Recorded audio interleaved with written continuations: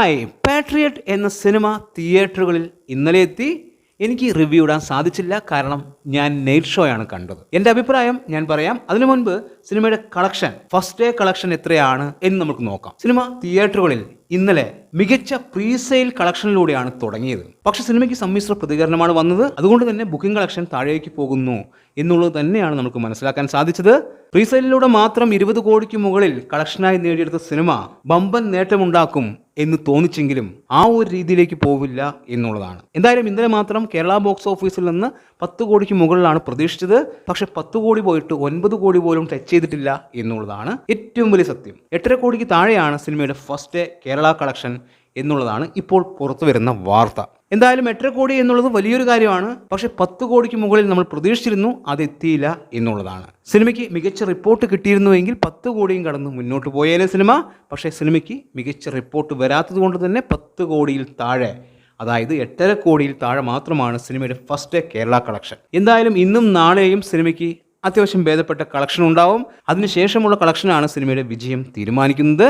പക്ഷേ ഇന്ന് booking collection കാര്യമായി വരുന്നില്ല എന്നുള്ളതും എടുത്തു പറയുന്നു. ഇപ്പോൾ ഈ സമയത്ത് ടിക്കറ്റ് ബുക്കിംഗ് 5000 ആണ് കാണിക്കുന്നത്. സാധാരണ ഒരു ഗംഭീര അഭിപ്രായം കിട്ടിയ സിനിമയ്ക്ക് 10,000-ന് മുകളിലുള്ള ടിക്കറ്റുകൾ ഈ സമയത്ത് വിറ്റ് പോകുമായിരുന്നു. പക്ഷെ പാട്രിയറ്റിനെ പോലൊരു സിനിമ ഇപ്പോൾ 5000 ടിക്കറ്റുകളാണ് വിറ്റുകൊണ്ടിരിക്കുന്നത് എന്ന് പറയുമ്പോൾ സിനിമയുടെ കളക്ഷൻ വലിയ രീതിയിൽ മുന്നോട്ട് പോവില്ല എന്നുള്ളത് തന്നെയാണ് സൂചിപ്പിക്കുന്നത്.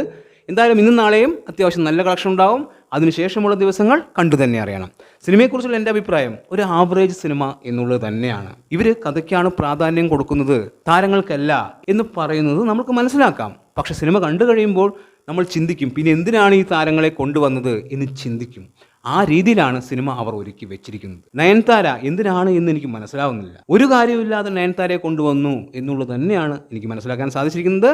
അതുപോലെ തന്നെ മോഹൻലാൽ മമ്മൂട്ടി സിനിമ എന്ന് പറഞ്ഞ് പ്രേക്ഷകരെ പറ്റിക്കുന്ന ഒരു പരിപാടിയാണ് ഇവർ ചെയ്തത്. അങ്ങനെ ചെയ്യാൻ പാടില്ലായിരുന്നു എന്നുള്ളതാണ് നമുക്ക് മനസ്സിലാക്കാൻ സാധിച്ചത്. ഞാൻ സിനിമ ഇറങ്ങുന്നതിന് മുൻപ് തന്നെ ഒരു കാര്യം പറഞ്ഞിരുന്നു, മോഹൻലാൽ ഫാൻസ് സിനിമ ഉൾക്കൊണ്ടു കഴിഞ്ഞാൽ സിനിമ വിജയിക്കും എന്ന്. അതായത് മോഹൻലാലിന്റെ ക്യാരക്ടർ പ്രേക്ഷകർ ആ രീതിയിൽ എടുത്തു കഴിഞ്ഞാൽ സിനിമ വിജയിക്കും എന്ന്. ആ വീഡിയോയിൽ ഞാൻ പറയാതെ പറഞ്ഞിട്ടുണ്ട് ഈ സിനിമയിൽ എന്തൊക്കെ സംഭവിക്കും എന്നുള്ളൊരു കാര്യം. സിനിമയുടെ ക്ലൈമാക്സിൽ മോഹൻലാൽ ഇല്ല, ഫഹദും ചാക്കോച്ചനും മമ്മൂട്ടിയുമാണ് ഉള്ളത് എന്നുള്ളൊരു കാര്യം ഞാൻ ആ വീഡിയോയിൽ തന്നെ പറഞ്ഞിട്ടുണ്ട്. സിനിമ ഇറങ്ങുന്നതിന് മുൻപ് മോഹൻലാലിന്റെ ക്യാരക്ടറിന് എന്ത് സംഭവിക്കും എന്നുള്ളത് പറയാതെ പറഞ്ഞിട്ടുണ്ട്. പക്ഷെ ഇപ്പോൾ ഞാൻ പറയുന്നു, മഹേഷ് നാരായണന് അത് മികച്ച രീതിയിൽ എടുത്തു വെക്കാൻ സാധിച്ചിട്ടില്ല എന്നുള്ളതാണ്. ഏറ്റവും കൂടുതൽ കയ്യടി വാങ്ങിയത് മോഹൻലാൽ തന്നെയാണ്, അതിലൊരു മാറ്റമില്ല. മമ്മൂട്ടിയാണ് സിനിമയിൽ ഉടനീളം ഉള്ളത് എങ്കിലും മമ്മൂട്ടിയെക്കാളും ഒരുപാട് മുകളിൽ കയ്യടി ലാലേട്ടന് കിട്ടുകയുണ്ടായി എന്നുള്ളത് എടുത്തു പറയുന്നു. ചാക്കോച്ചനും ഫഹദും ഇന്റർവെല്ലിന് ശേഷമാണ് അവർക്ക് കൂടുതൽ പ്രാധാന്യമുള്ളത്. അവരും ആവറേജിലൊതുങ്ങി. മമ്മൂട്ടിയുടെ ക്യാരക്ടറിനെ മികച്ച രീതിയിൽ ബിൽഡ് ചെയ്ത് കൊണ്ടുവന്നു. പക്ഷെ പിന്നീട് ഒന്നുമല്ലാതാക്കി കളയുന്ന ഒരവസ്ഥ. അതായത് ഇൻ്റർവെല്ലിന് തൊട്ട് മുൻപ് വരെ മമ്മൂട്ടിയുടെ ക്യാരക്ടറിനെ ബിൽഡ് ചെയ്ത് വേറെ ലെവലാക്കി വെച്ചു.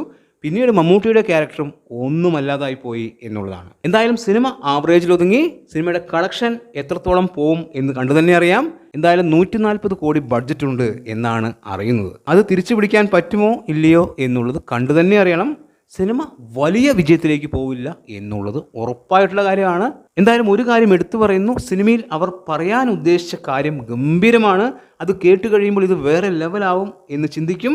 പക്ഷെ അത് കൃത്യമായി പ്രേക്ഷകരിലേക്ക് എത്തിക്കാൻ സ്റ്റാർട്ടിങ്ങിൽ കഴിഞ്ഞു, പക്ഷെ പിന്നീട് കഴിയാതെ പോയി. പല കാര്യങ്ങളിലും നമുക്ക് വിയോജിപ്പുണ്ട്. പ്രത്യേകിച്ച് ഇന്റർവെല്ലിന് ശേഷമുള്ള ഒരുപാട് കാര്യങ്ങളിൽ മഹേഷ് നാരായണന് തെറ്റുപറ്റിയിരിക്കുന്നു എന്നുള്ളത് തന്നെയാണ് മനസ്സിലാക്കാൻ സാധിച്ചിരിക്കുന്നത്. കണ്ടന്റാണ് ഈ സിനിമയിലെ ഹീറോ, താരങ്ങളല്ല എന്ന് പറയുമ്പോൾ ഈ താരങ്ങളെ ഭേദപ്പെട്ട രീതിയിൽ ഉപയോഗിച്ചിരുന്നു എങ്കിൽ സിനിമയ്ക്ക് മുടക്കിയ പൈസ തിരിച്ചു പിടിക്കാൻ സിമ്പിളായി പറ്റുമായിരുന്നു എന്നുള്ളത് തന്നെയാണ് നമ്മൾക്ക് മനസ്സിലാക്കാൻ സാധിച്ചിരിക്കുന്നത്.